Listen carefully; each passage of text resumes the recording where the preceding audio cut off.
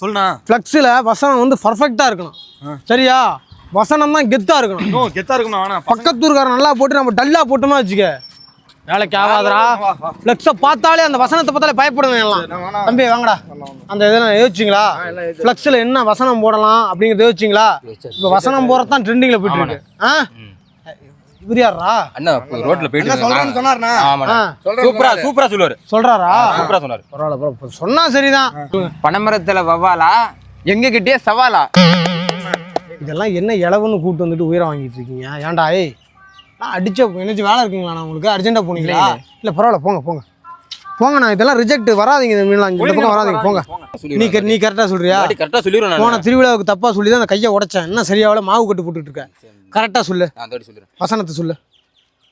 கருங்கல்லு செங்கல், நீ ஒரு சிங்கன.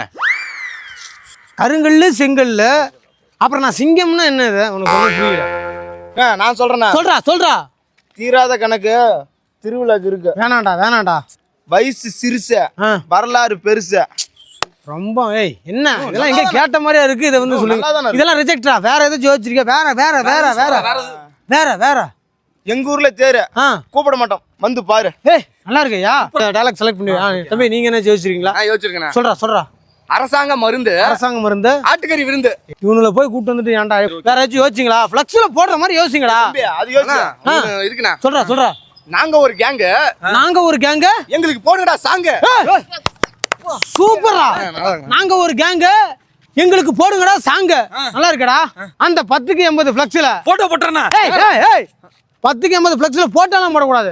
அந்த வசனம் மட்டும் அப்படி அவ்வளவு நீளமா எழுதணும். நாங்க ஒரு கேங்க, எங்களுக்கு போடுங்கடா சாங்க. வாங்கடா.